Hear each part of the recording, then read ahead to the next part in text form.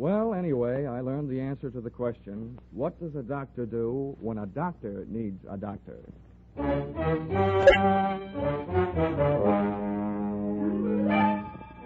This is another in the adventures of America's fabulous freelance insurance investigator, Johnny Dollar.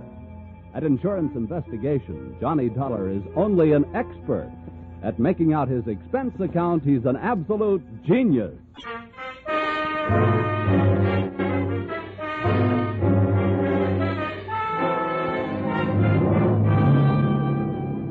Expense accounts submitted by Special Investigator Johnny Dollar to American Volunteer Liability Insurance Company, Hartford, Connecticut. Attention, Homer Shalley, General Manager.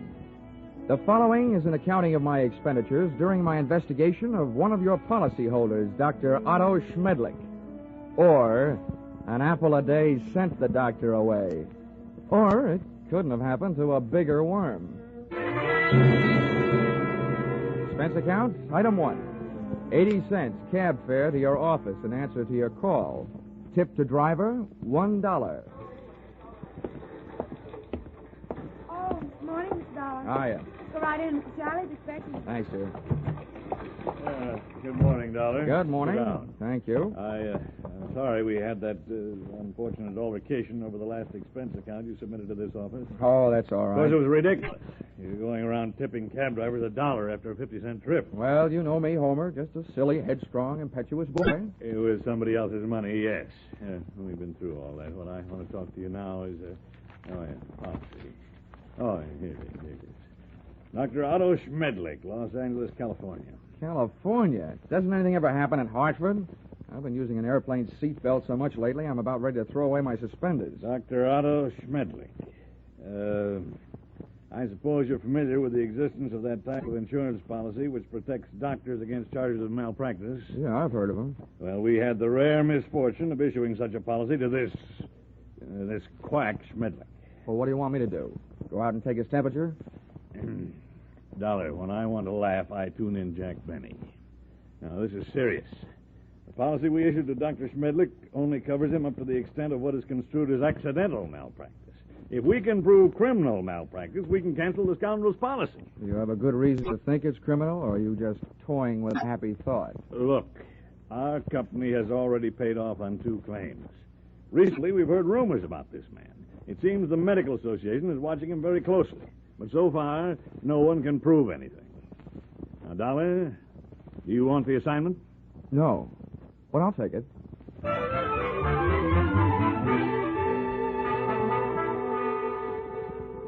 Expense account, item 2, $194.04.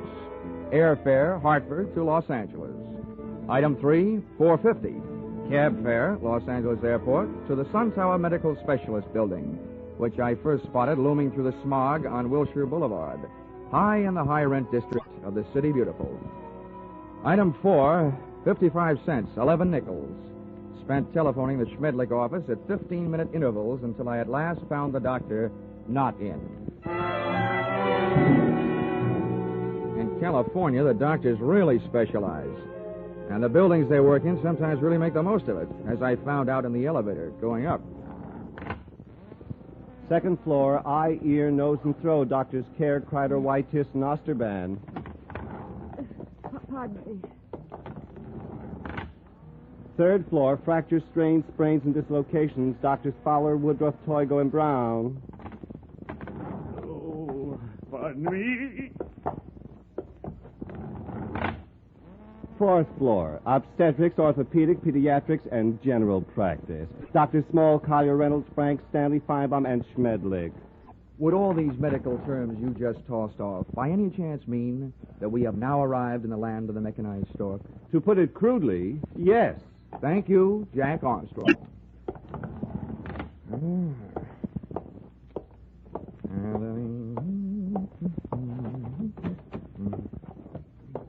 Good afternoon. Hello. Dr. Schmedlich in? Well, no, I'm sorry, he isn't. Oh, good. I mean, that's too bad. Just what do you mean? Well, I meant to say that, since the doctor isn't in, I want to talk to you anyway. feel prettier. I should be. I'm a girl. Now, is there something I can help you with? Yes, as a matter of fact, you can. I have sort of empty feeling around my heart. What would you prescribe? Bicarbonate of soda. Is that all? Touche. Now I have an empty feeling around my head. Please, will you state your business? Oh, now, honey, you should know that anybody who walks into a doctor's office wants to live. And after seeing you, I really want to live.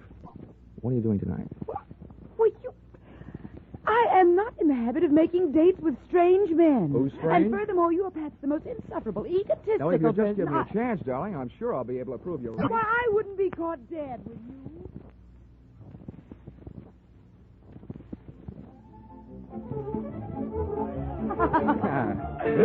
Oh, Johnny, you ain't. You like that, huh? This is the first time I've ever tasted champagne. Good old champagne. The rich people 7-Up. Well, here's to us. To us. Doreen, I feel like talking. Well, thanks for putting me on guard. Listening to you can do strange things to a girl. I want you to know more about me. I'm an insurance man. I didn't go up to your office hoping to see the doctor. I wanted to see his nurse. You. Why, Johnny Dollar, if you try to sell me... Oh, hey, now, wait a minute. Hear me out. You can probably guess it's getting pretty tough trying to sell insurance these days. More than anything else, a guy needs a new angle, and I've got one. People who go to doctors are worried about their health. Now, people who are worried about their health are worried about the security of their families. So they become good prospects for insurance policies. No, but at the same time, aren't they also bad risks? A lot of them are, yeah. But they can't pass the insurance physical. But there are plenty of others. You should know the figures prove that as many healthy people go to doctors as do unhealthy. Perhaps the most popular disease in America is hypochondria. And the national headquarters seems to be located right here in Los Angeles. I see. And from me, you want a list of Dr. Schmedlich's patients? Smart girl. Smart boy.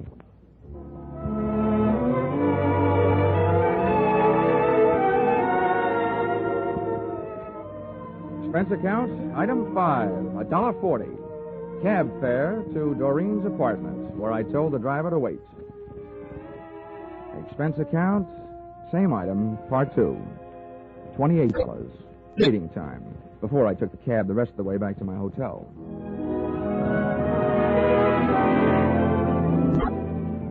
Expense account, item 6. Breakfast the next morning, 2 hard-earned dollars for 2 soft-boiled eggs. The hen that laid them must do barnyard bits in the movies. At least at those prices, she could have autographed them. At 9:30, I was right on time for my morning appointment with Doreen to pick up the list of Dr. Schmedlich's patients, a half hour before the doctor was due to arrive. Well, Johnny, for a man who stayed up so late, you're very punctual. Oh, that's me. The early worm who so often gets the bird. You got a copy of the list? Yeah, got here at 8 to type it for Oh, you. fine. Here it is. So this is wonderful. You're a doll. Yeah. A. Aarons. He'd make the top of any alphabetical list. Look, this is a selfish way of saying thanks because I'll enjoy it more than you will, but dinner at Romanoff's tonight? I love it. Good. Good morning, Miss Smith. Oh, good morning, Dr. Schmedlich. Oh, these patients already? Oh, yes, Doctor. This is Mr. Dollar. He's from out of town. Good morning. Well, all right. What's the matter with you? Oh, it's really nothing. Let me be the judge of that. I will make the diagnosis. I will see you in a moment. Johnny, I don't know what happened. He's never come in this early before. I don't mind that, but I wish you hadn't made a patient out of Well, it. I just had to say something. He wants to know about everybody who comes in here. Johnny, you'll just have to go through with it. We can't let him know about the list. Okay. But what's this going to cost me? What does the old squarehead get for a checkup? $50 a consultation. Oh. Honey, instead of Romanoff's for dinner tonight, we better make it a drive-in. Sorry, Johnny, I am. You can come in now, Mr. Lawler. Oh, well, with a D, Doctor. The name is Dollar. Oh, yes, I forget. I have so many cases on my mind. Now, if you will be so good to slip off your jacket and your shirt while I talk. All right. Now, what is the nature of your complaint? Well, my back. Ah. See, I was in a small automobile crank-up driving out here. No, that's a dangerous, complicated area, the back. Now, if you'll be so good to get up on the table and lie down. All right. No, on your stomach. The feet down here, please. That's good. Now, I tap your back. When I reach the painful area, please tell me. Yes, Doctor. Oh, very well muscled, Mr. Dollar. No bruising. Strange. There it is. Aha. Well, not dangerously near the spine, but very interesting. Here, I think this will help. Oh! At first, it felt like a big bee sting about a quarter of the way up my back. Then came the buzzing inside my head. Whatever kind of liquid lullaby the good doctor sunk into my spine, it really rocked me to sleep.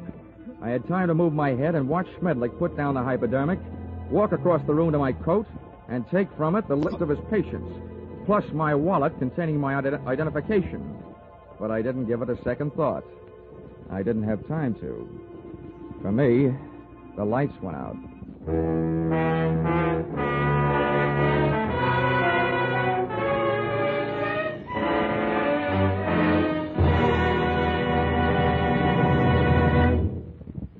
In just a moment, we will return to the second act of Johnny Dollar. But first, assets, one block of wood. Liabilities, more trouble than the legendary paper hanger with the hives. It sounds as though Edgar Bergen had a pretty bad bank balance, doesn't it?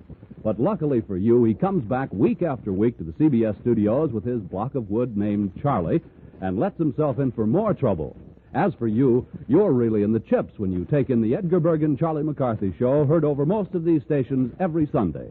Don't miss their brightest, gayest show tomorrow night on CBS, where this fall you hear them all. Tune in this fall for the show that you love best of all. Listen carefully, here's the address. It's CBS. Now, with our star, Charles Russell, we return to the second act of yours truly, Johnny Dollar.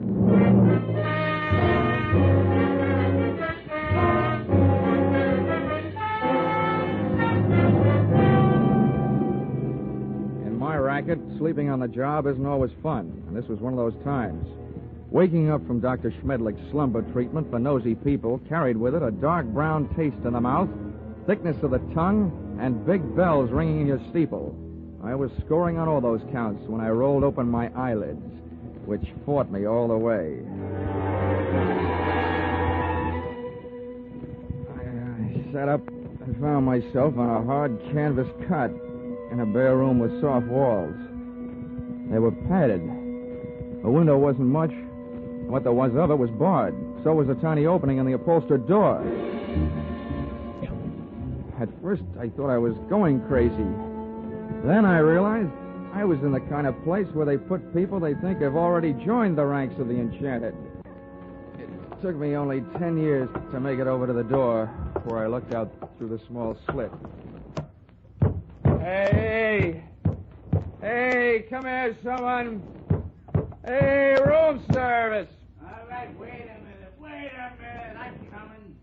Hold up your horses. Now listen, mister. The first thing you learn in here is we don't like noise. Makes the other patients nervous. Okay. Where am I? Who are you? I'm your nurse. Oh, sorry I didn't recognize you. I thought nurses were supposed to wear little caps. I got a little cap, but I don't wear it indoors. Hey, listen, you. Don't go making fun of me, you'll be sorry, see? I'm sorry now. How'd I get in here anyway?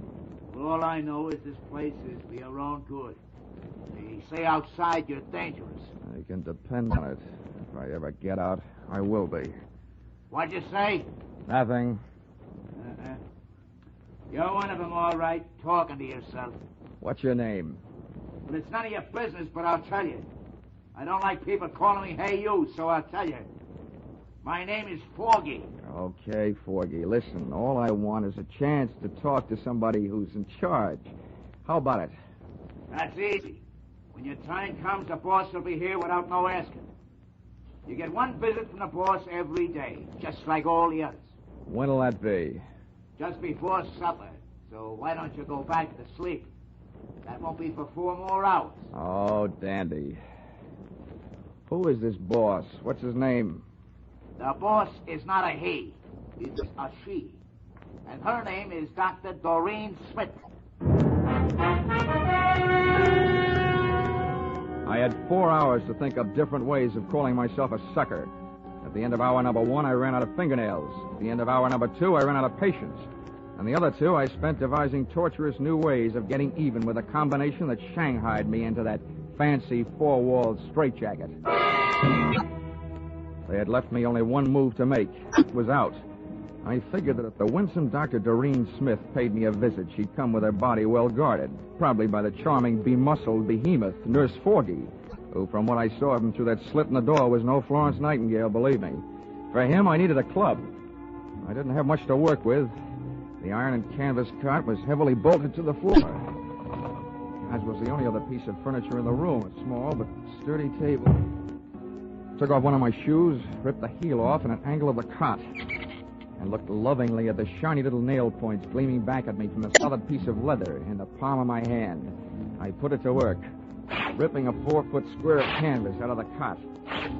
Then I put both of my shoes into the center of the square, picked up the corners, tied them together close to the weight, gave it a heft, feeling that I now had at least the start of a weapon. Hey, you! Here we are.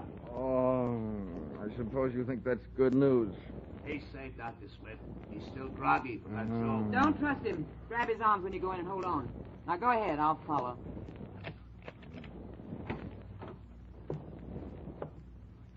Don't try any tricks. It won't hurt you, see? Thanks, Nursey. I wouldn't Think of it. Hey, Come here, you. Back in here, sweetheart. Oh, dropped your hypodermic. Planning on rocking me to sleep again, huh? Let go of me. Sure, but let me tell you something. This is one squirrel that's going to get out of this cage. Don't rub my fur the wrong way. My head aches. I'm seeing double.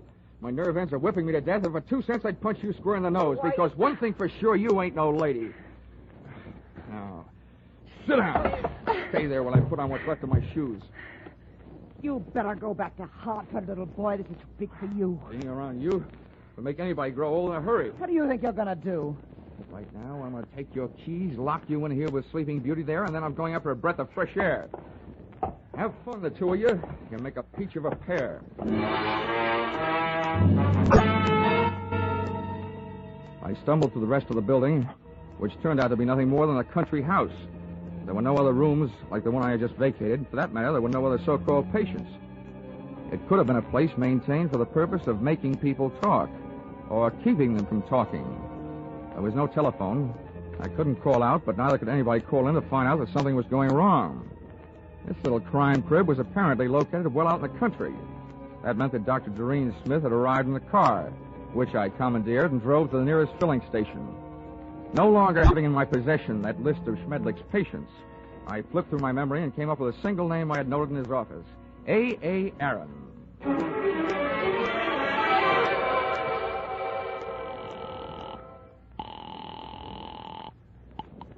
Hello? Hello, is Mr. A. Aaron in, please? It is Aaron speaking. Oh, good. Mr. Aaron, I'm representing a group of West Coast druggers. I'm making a survey. Where do you have your prescriptions filled? It is at the Enjoy Pharmacy on Beverly Boulevard. Oh, I see.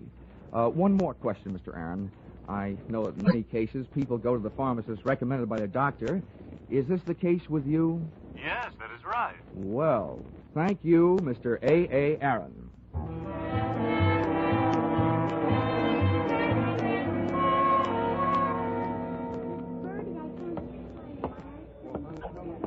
Pardon me, Mr. Anjoy. The clerk up front told me where I could find you.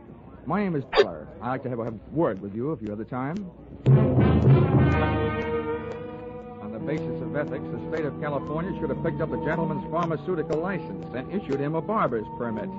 Mr. Anjoy loved to talk. From the 2,000 words he threw at me during the ensuing half hour, I managed to sift the following information. Dr. Schmedlich's prescriptions were usually refillable, dangerous, and habit-forming.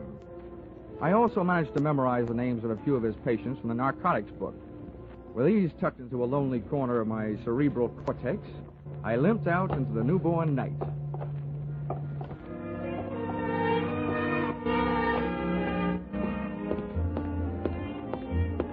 Expense account item 7, 50 cents. Having the missing heel on my shoe replaced by late working cobbler. Checking the owners of the first 4 names drew me nothing but blanks. The 5th drew me closer. Come on in. Her name was Millicent Royal. She was the kind of girl whose family takes up a full page in the Blue Book, and whose personal habits take up full pages on police blotters. Well, don't just stand there. Come in. Thank you. Sit down. Miss Royal, I'm going to be honest with you. I'm an insurance investigator.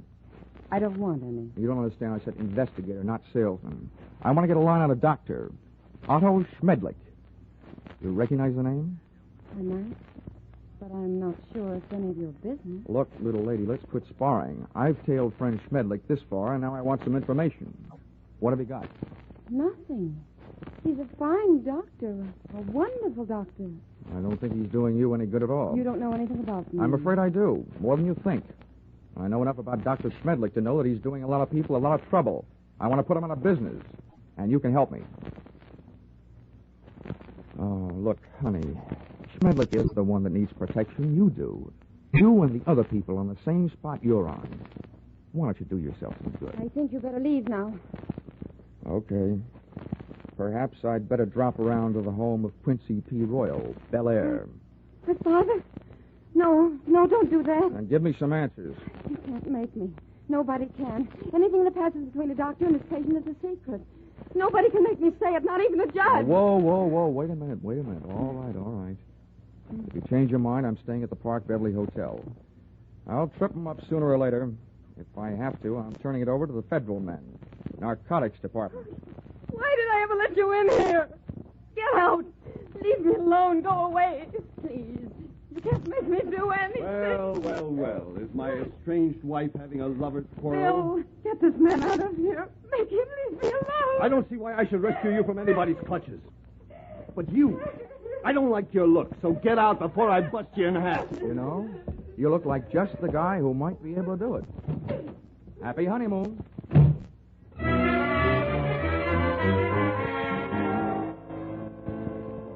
My hangover from Dr. Schmedlich's health cure hit me again as I hit the street.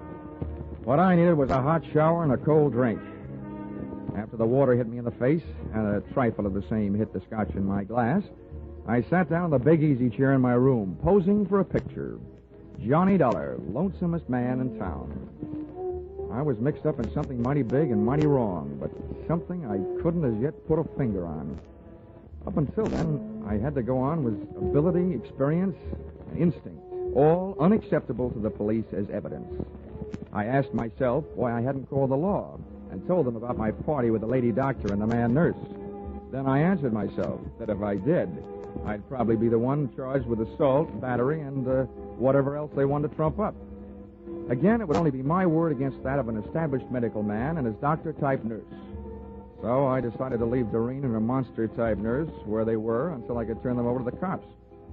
4 drinks later, I was beginning to realize that those kind of troubles don't drown easily. And then the phone rang. Yeah? Mr. Dollar? Yes, this is Dollar. This is Millicent Royal. I want you to come over right away. Right away. Wait a minute. What's the matter? I changed my mind. I'll tell you everything. Anything you want to know. Oh, listen, Millicent, take the advice of an old hand at this sort of thing. If you want to help, tell me now, over the phone. No. You can't trust telephones. Somebody's always listening. Oh, listen to me. It never fails, Miss Royal. You're playing around with the kind of suspense they like to put into movie scripts. The dame calls with some hot information she's afraid to spill over the phone. Then when the investigator gets there, she's dead. Hurry. Goodbye.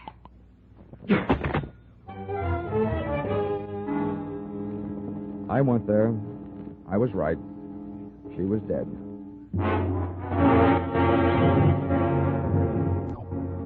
That gave me 2 people to go looking for.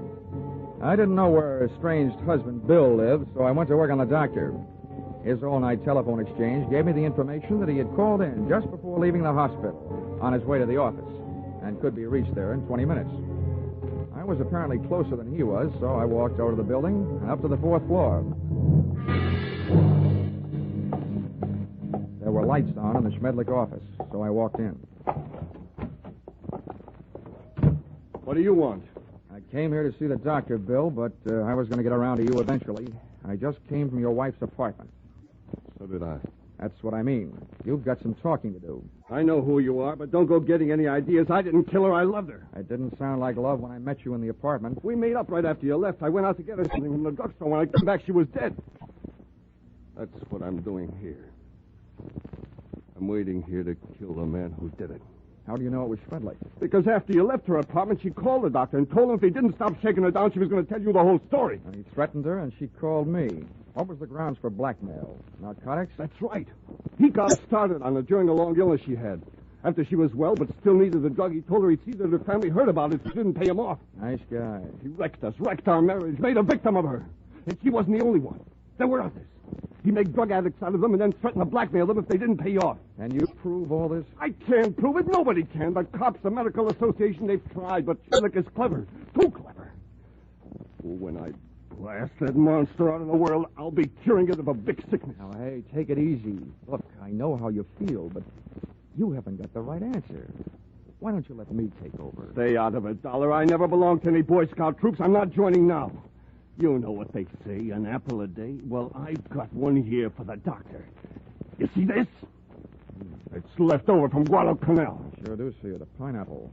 Army type. Hand grenade. Well, I'm going to feed it to him. Oh, Bill, now look, I know you're upset, but don't forget, those things were designed to take care of more than one man. Have you thought of that? I've thought about it a lot, and it still all adds up. I haven't got a thing left to live for it. Hey. That's him. Bill, you're off your rocker. Don't do it. Give me that thing. Shut up. Stand away. What is this? What are you two doing here? Come and get it, Schmedlich. A bomb. Before the grenade could explode, I did. With one foot, I kicked Bill neatly in the shin bone. With a pin pulled, I only had about 5 seconds. I took 2 steps, and with the other foot, I kicked the grenade out to the corridor, then I hit the floor.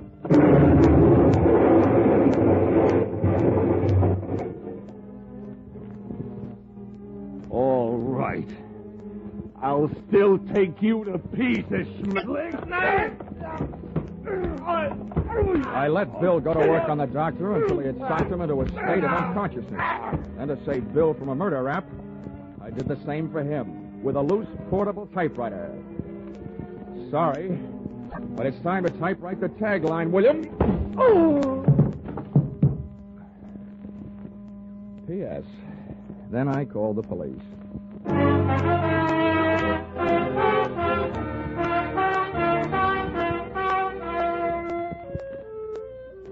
Expense account, item 8. $50, airplane rental, Burns-Lee charter service for a flight to Palm Springs. Item 9, $62. Dinner at the Dunes, party of 3. Included in said party, me and Haig and Haig. Expense account, item 9, airfare Palm Springs to Los Angeles to Hartford, $244.04. Expense account total, $1,211.69. All that for getting rid of a doctor. And if you react the same way you reacted to my last expense account, it'll probably mean that you will be needing a doctor. Signed, yours, truly, Johnny Dollar.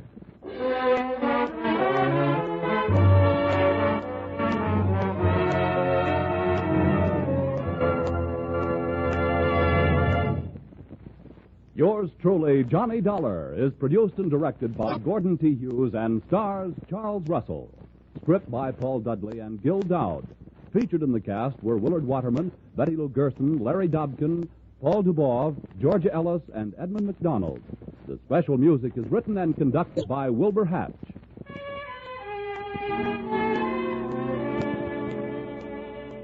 Be sure to be with us next week when another unusual expense account is handed in by yours truly, Johnny Dollar.